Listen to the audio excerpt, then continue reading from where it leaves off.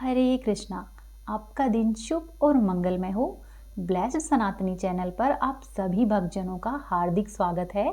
आज आप सुनेंगे मार्गशीर्ष मास महात्म्य का अध्याय 17वां। अध्याय शुरू करने से पहले आप सुनिए एक बड़ी ही पुण्यदायिनी कथा के माध्यम से हम सीख सकेंगे कि हमें अपने किए हुए कर्मों का फल पृथ्वी पर ही भोगना पड़ेगा, परंतु यदि हम प्रभु के नामों का जप करते हैं और उनकी इच्छा मानकर अपने जीवन की कमी और अच्छाइयों को स्वीकार करते हैं और प्रभु का नाम लेते हुए अपना जीवन बिताते हैं, तो प्रभु भी हर सुख और दुख में हमेशा ही हमारा साथ देते हैं। तो आइए शुरू करते हैं ऐसी ही कथा। एक बार की बात है, एक व्यक्ति था, वह जीवन भर ही राम के नामों का जप करता रहता। अब वह बूढ़ा हो चला था, परंतु फिर भी वह हर कार्य भगवान श्री राम की इच्छा मानकर ही करता रहता। अब तो वह इतना कमजोर हो चुका था कि अपनी जगह से बिना किसी सहारे के उठ भी नहीं पाता था। ऐसी स्थिति में भी उसने राम नाम का जप करना बंद नहीं किया। वो पूरे ही मन में राम का नाम लेता और राम नाम की वजह से ही उसे अपनी तकलीफें सहन करने की शक्ति मिलती। बूढ़े हो चुके इस आदमी के 2 बेटे थे, जो कि प्रतिदिन ही उसके नित्य कर्म करने में मदद करते। शुरू में तो वे दोनों बिना कुछ कहे ही अपने बूढ़े बाप की सहायता किया करते, परंतु फिर धीरे धीरे जैसे उनका बाप बुलाता तो आते, लेकिन जैसे जैसे वक्त बीतता गया तो वृद्ध पुरुष के 2-3 बार बुलाने पर भी वे मुश्किल से ही आते। और फिर कुछ समय और बीता और अब तो ऐसा होने लगा कि वृद्ध पुरुष उन्हें आवाज देता और वो अनसुना करके कई बार बुलाने पर भी एक बार आते। और अब तो वो कभी कभी आते और रात में नहीं भी आते। अब हालात ऐसे हो चुके थे कि बूढ़ा व्यक्ति अक्सर ही बिस्तर गंदा कर दिया करता और जब तक उसके बेटों से सहायता नहीं मिलती तब तक वह ऐसे ही गंदे बिस्तरों में पड़ा रहता। उसका बुढ़ापा दिन प्रतिदिन बढ़ता जा रहा था और उसकी नज़र भी अब कमजोर हो चुकी थी। इतनी बदहाली में भी उस आदमी ने राम नाम का साथ नहीं छोड़ा और अपने जीवन को भगवान की इच्छा मानकर स्वीकार किया। एक बार बूढ़े को नित्य क्रम करना था। उसने आवाज लगाई और अगले ही पल किसी ने उसका हाथ बड़ी ही कोमलता से पकड़ा और उसे नित्य क्रम करवाकर उसके बिस्तर पर फिर से लिटा दिया। अब तो यह रोजाना का काम हो गया। बूढ़ा आदमी जब भी आवाज लगाता, अगले ही पल उसकी मदद के लिए कोई आता और उसके सारे काम कराकर वहां से चला जाता। बूढ़े व्यक्ति की नजरें कमजोर हो चुकी थी और बूढ़ा व्यक्ति उसे देखकर नहीं पहचान पाता कि यह कौन है। लेकिन बूढ़ा व्यक्ति यह जानता था कि यह उसका बेटा नहीं हो सकता, क्योंकि उसे याद था कि मेरे बेटों का स्पर्श इतना कोमल नहीं है। इसी तरह से कुछ दिन और बीत गए और एक दिन जब बूढ़े आदमी ने अपने नित्य क्रम करने के लिए अपने बेटों से मदद मांगी, तब अगले ही पल उसे फिर से वही मुलायम वाला स्पर्श महसूस हुआ।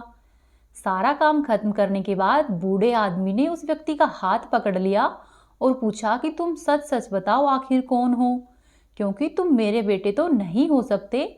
उनके हाथों में और तुम्हारे हाथों में बहुत अंतर है। बूढ़े के ये सवाल सुनकर उस कमरे में बहुत तेज रोशनी हुई और प्रभु ने अपना दिव्य अवतार वहां पर दिखाया। किसी भी वस्तु को बड़ी मुश्किल से देख पाता था, वही बूढ़ा व्यक्ति भगवान के दिव्य रूप को स्पष्ट देखने में समर्थ हो गया। जिस भगवान का नाम वह पूरे जीवन लेता रहा, उसे अपने पास पाकर बूढ़ा व्यक्ति उनके चरणों में गिर पड़ा और बोला कि प्रभु, आज तो मैं धन्य हो गया। आपने मुझे साक्षात दर्शन दिए हैं, लेकिन हे प्रभु, मैं बहुत शर्मिंदा हूँ क्योंकि मैंने आपसे मेरे नित्य क्रम करवाए हैं, मुझे क्षमा कर दीजिए। तब भगवान कहने लगे कि मेरे लिए तो सारे कार्य एक जैसे ही है। अगर वह कार्य मुझे अपने भक्तों के लिए करने पड़े तो मुझे सभी कार्यों में खुशी मिलती है।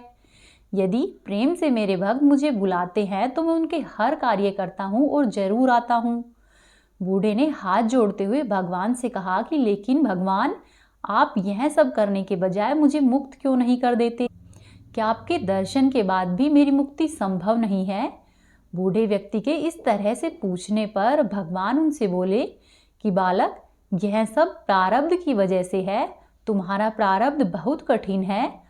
अगर तुम्हारा प्रारब्ध मंद होता तो मेरे दर्शन मात्र से ही तुम मुक्त हो जाते। मैं चाहूं तो तुम्हें अभी मुक्त कर सकता हूं, लेकिन फिर से अगले जन्म में तुम्हें अपने प्रारब्ध को भोगने के लिए आना पड़ेगा। इसीलिए अब मैं खुद तुम्हें तुम्हारा प्रारब्ध काटकर मुक्त करवाने के लिए सहायता करता हूँ। ऐसा सुनकर वृद्ध व्यक्ति भाव विभोर हो गया और नेत्रों से अश्रुधारा बहने लगी। कहने लगा कि हे प्रभु, आपकी जो इच्छा हो मैं उसे स्वीकारूंगा और सिर माथे पर रखकर जीवन बिताऊंगा।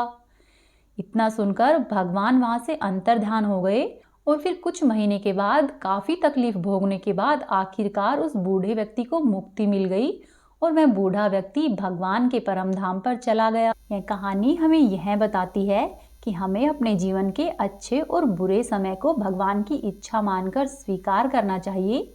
सब कुछ हमारे कर्मों के फलस्वरूप ही हमें हमारे जीवन में मिलता है और भगवान का यदि हम साथ लेते हैं, उनका नाम लेते हैं, तो हमारे जीवन का वह पल भी अच्छे से व्यतीत हो जाता है जो पल हमें बहुत ही कष्टदायक लगता है।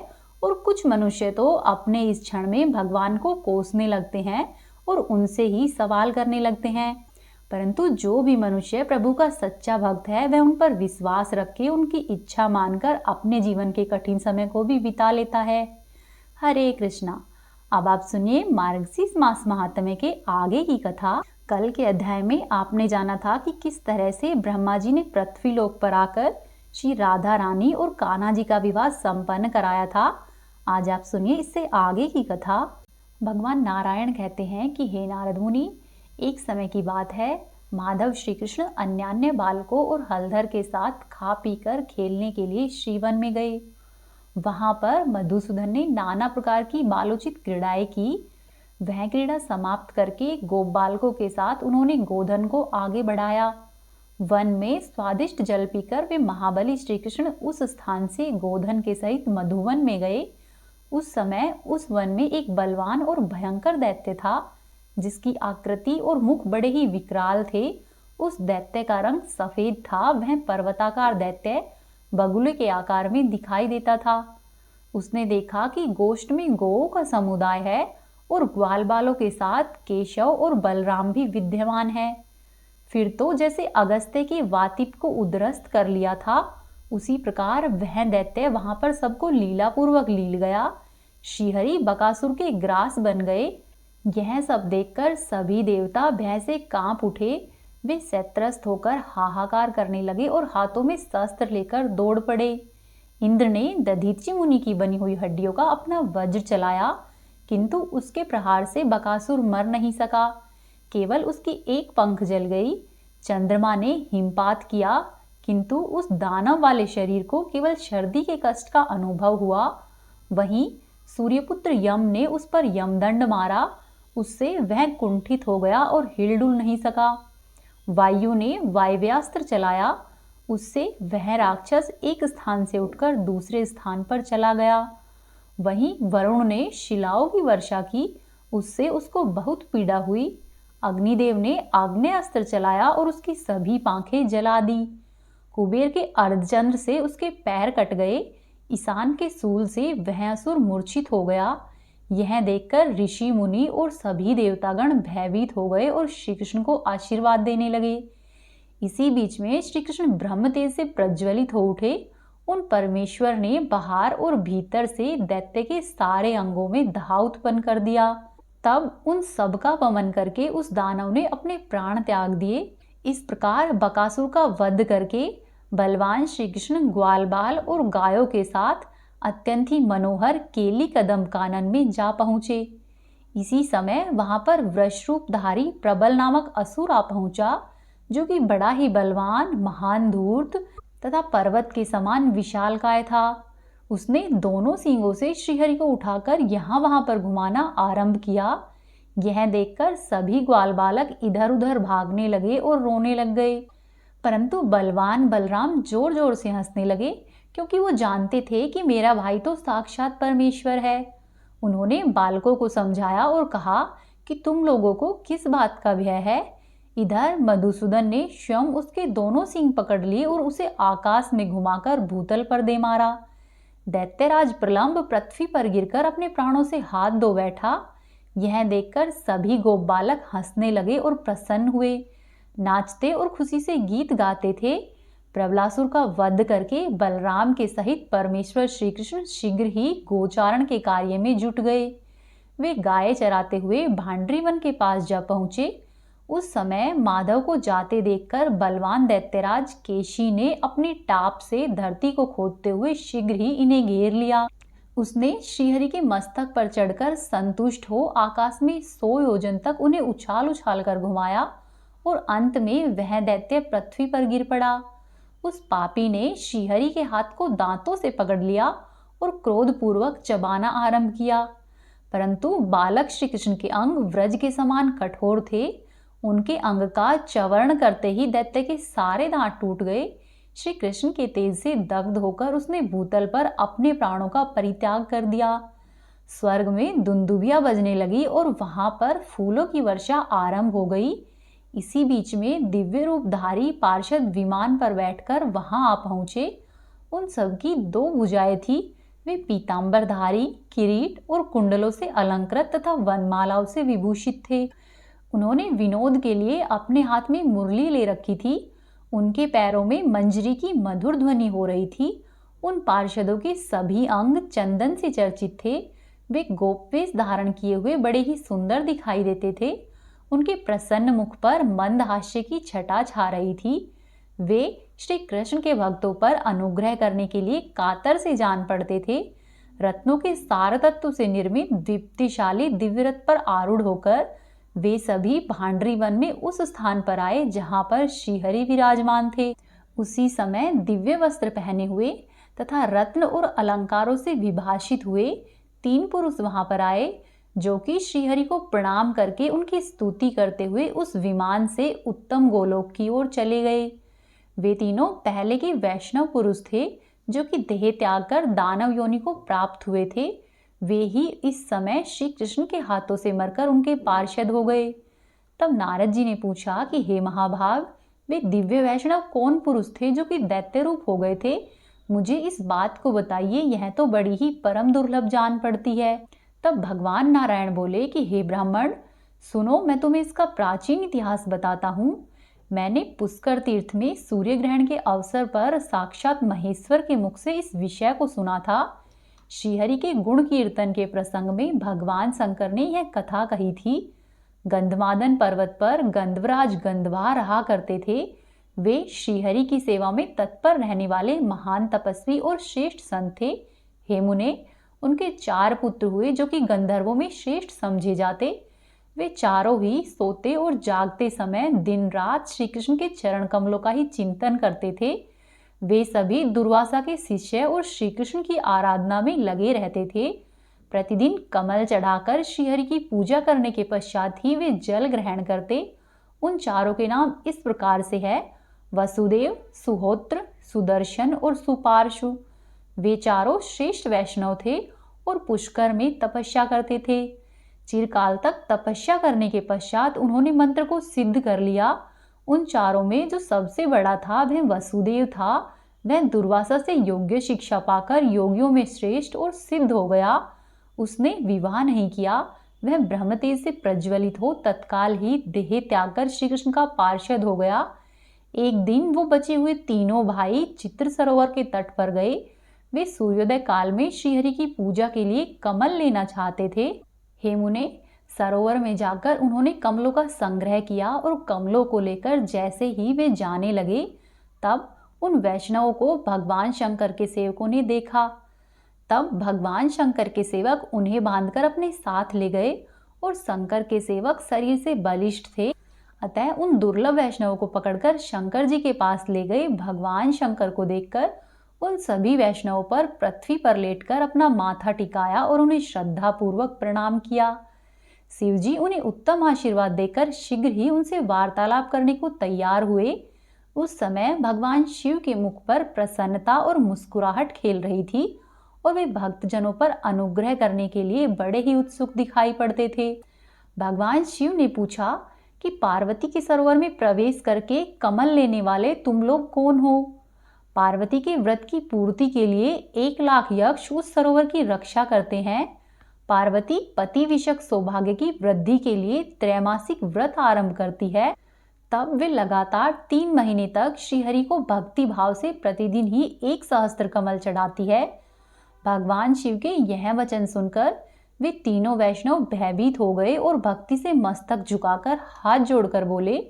उन गंधर्वों ने कहा कि हे प्रभु, हम लोग गंधर्वराज गंधर्वा के पुत्र गंधर्वों में श्रेष्ठ है। हे महेश्वर, हम लोग प्रतिदिन ही श्रीहरि को कमल चढ़ाकर ही जल पीते हैं। हे नाथ, हम ये नहीं जानते थे कि पार्वती जी के द्वारा इस सरोवर की रक्षा की जाती है। आप ये सारे कमल ले लीजिए और अपने व्रत को सफल बनाइए। हे महादेव, हम आज कमल नहीं चढ़ाएंगे और जल भी नहीं पिएंगे।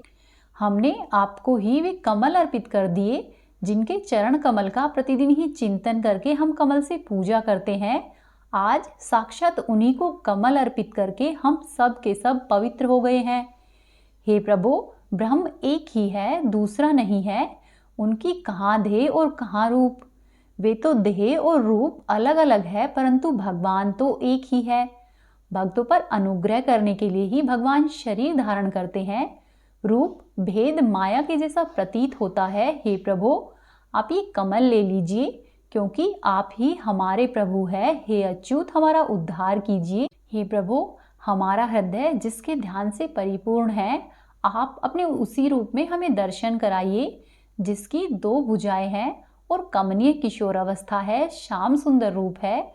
हाथ में विनोद की साधन भूता मुरली है, जो पीतांबरधारी है, जिसके 1 मुख और 2 नेत्र है। वे चंदन और अगरू से चर्चित है, जिसके प्रसन्न मुख पर मंद मुस्कान की प्रभा फैल रही है। जो रत्नमयी अलंकारों से विभूषित है, जिसका वक्षस्थल मणिराज कौस्तुभ की कांति से अत्यंत ही उज्जवल दिखाई पड़ता है। जिसकी चूड़ा में मोरपंख लगा है, जो मालती की माला से विभूषित है। पारिजात के फूलों से हारों का अलंकृत है। करोड़ों कंदर्पों के लावण्य का मनोहर लीलाधाम है। समूह की समूह गोपियां मंद मुस्कान और बाकी चितवन से जिसकी ओर देखा करती है, जो नूतन यौवन से संपन्न और राधा के हृदय में विराजित है। ब्रह्मा आदि जिसकी स्तुति करते हैं, जो सबके लिए वंदनीय, चिंतनीय और वांछनीय है, और जो स्वात्मा राम पूर्णकाम तथा भक्तों पर अनुग्रह करने के लिए हमेशा ही तत्पर रहते हैं। आपके उसी रूप का हम दर्शन करना चाहते हैं। ऐसा कहकर वे श्रेष्ठ गंधर्व भगवान शंकर के सामने हाथ जोड़कर खड़े हो गए। श्री कृष्ण के रूप का वर्णन सुनकर भगवान शंकर के श्रीअंगों में रोमांच हो आया। उनके नेत्रों में अश्रुधारा बहने लगी। वे गंधर्वों की कही हुई बात सुनकर उनसे इस प्रकार बोले कि मैंने यह जान लिया है कि तुम लोग श्रेष्ठ वैष्णव हो और अपने चरण कमलों की धूल से पृथ्वी को पवित्र करने के लिए घूम रहे हो। मैं श्री कृष्ण के भक्तों के दर्शन की सदा ही इच्छा करता हूँ, क्योंकि साधु संत तीनों लोकों में दुर्लभ है। तुम लोग मुझे पार्वती और देवताओं से भी बढ़कर सदा प्रिय हो। मुझे वैष्णव जन अपने तथा अपने भक्तों से भी अधिक प्रिय है, परंतु मैंने पूर्व काल में जो प्रतिज्ञा कर रखी है वह भी व्यर्थ नहीं होनी चाहिए। हे महाभाग वैष्णव, सुनो, मैंने ये कह रखा है कि पार्वती के व्रत के समय जो लोग किसी अन्य व्रत के निमित्त इस सरोवर से कमल लेंगे, वे शीघ्र ही आसुरी योनि को चले जाएंगे। इसमें कोई भी संदेह नहीं है। श्री कृष्ण के भक्तों का कहीं भी अशुभ नहीं होता है। तुम लोग पहले दानवी योनि में पड़कर फिर निश्चय ही गोलोक धाम में पधारोगे। तुम्हारे मन में श्री कृष्ण के रूप का प्रत्यक्ष दर्शन करने के लिए उत्कंठा है। अतः हे बच्चों, तुम्हें भारतवर्ष के वृंदावन में उस रूप के अवश्य ही दर्शन मिलेंगे। श्री कृष्ण को देखकर उन्हीं के हाथों से मृत्यु को प्राप्त होगे और तुम वैष्णव शिरोमणि बनकर उनके धाम को जाओगे। तुम लोग अभी यहाँ पर उस वांछनीय रूप को देखने के लिए उत्सुक हो रहे हो, अतः वह सब देखो। ऐसा कहकर भगवान शिव ने उन्हें उस रूप के दर्शन कराए। उस रूप के दर्शन पाकर उन वैष्णव के नेत्रों में आंसू भर आए। वे सर्वरूपी श्रीहरि को प्रणाम करके दानव योनि में चले गए। इसीलिए वे ही दानेश्वर हुए। वसुदेव तो पहले ही मुक्त हो चुका था। सुहोत्र बकासुर बना और सुदर्शन प्रलंब और स्वयं सुपार्थ केशी हुए थे। भगवान शंकर के वरदान से श्रीहरि के परम उत्तम रूप के दर्शन करके उन्हीं के हाथों से वे तीनों ही मृत्यु को प्राप्त हुए और फिर वे उनके परम धाम को चले गए। हे विप्रवर, श्रीहरि का यह अद्भुत चरित्र कहा गया है। बक, प्रलंब और केशी के उद्धार का यह प्रसंग सुनने वाले और सुनाने वालों को मोक्ष प्रदान करता है। तब नारद जी ने पूछा कि हे महाभाग, आपके कृपा प्रसाद से यह सारी अद्भुत बातें मैंने सुनी हैं। अब मैं आपके मुख से यह सुनना चाहता हूँ कि पार्वती जी ने कौन सा व्रत किया और उस व्रत के आराध्य देव कौन है और उसको करने का क्या फल है और उसके पालन करने के क्या नियम हैं। हे भगवान, उस व्रत के लिए उपयोगी द्रव्य कौन कौन से हैं, कितने समय तक इस व्रत को किया जाता है और उसकी प्रतिष्ठा में क्या क्या आवश्यक होता है। हे प्रभु, भली भांति विचार करके मुझे यह सब बताइए। इसको सुनने के लिए मेरे मन में बड़ी जिज्ञासा है। नारद के मुख से ऐसा सुनकर श्री नारायण बोले कि हे मुने, यह त्रैमासिक नामक व्रत है जो कि नारी के पति विषयक सौभाग्य को बढ़ाने वाला है। इस व्रत के आराध्य देवता है राधिका के सहित भगवान श्री कृष्ण। उत्तरायण के विषुव योग में इसका आरंभ होता है और दक्षिणायन आरंभ होने तक इसकी समाप्ति हो जाती है। वैशाख की संक्रांति से एक दिन पहले संयम पूर्वक रहकर निश्चय ही हविष्यन का सेवन करे। फिर वैशाख मास की संक्रांति के दिन स्नान करके गंगा के तट पर व्रत का संकल्प ले। तदंतर व्रती मनुष्य कलश पर, मणि में, शालिग्राम शिला में अथवा जल में राधिका के सहित श्री कृष्ण का पूजन करे। पहले 5 देवताओं की पूजा करके भक्ति भाव से राधा वल्लभ श्री कृष्ण का ध्यान करे और भगवान श्री कृष्ण का ध्यान करके व्रती मनुष्य को उनके ध्यान के द्वारा ही उनका सानंद आवाहन करे। इसके बाद वह राधा का ध्यान करे। वह ध्यान यजुर्वेद की शाखा में वर्णित है कि राधा रासेश्वरी है, रमणीया है और रासलोक रस के लिए उत्सुक रहती है। रासमंडल के मध्य भाग में उनका स्थान है। वे ही रास की अधिष्ठात्री देवी है। रासेश्वर के वक्ष स्थलों में निवास करती है। वे रास की रसिका है। रसिक केसर श्याम सुंदर की प्रिया और रसिकाओं में श्रेष्ठ है।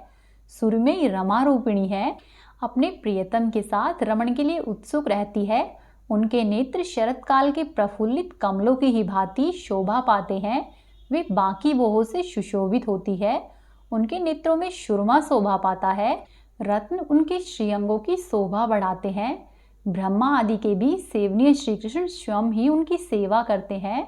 सर्वेश्वर के द्वारा उनकी स्तुति की जाती है तथा वे ही सबकी कारण स्वरूपा है। ऐसी श्री राधा का मैं भजन करता हूँ। इस प्रकार ध्यान करके श्री कृष्ण के साथ श्री राधा का पूजन करे।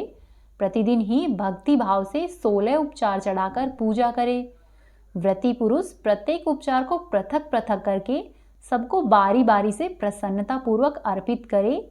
हे मुने, नित्य प्रति 108 दिव्य सहस्त्रदल कमल लेकर उनकी 108 आहुतियां दे और भक्ति भाव से प्रत्येक आहुति में कृष्णाय स्वाहा इस मंत्र का उच्चारण करते हुए यत्न पूर्वक वे आहुतियां दे।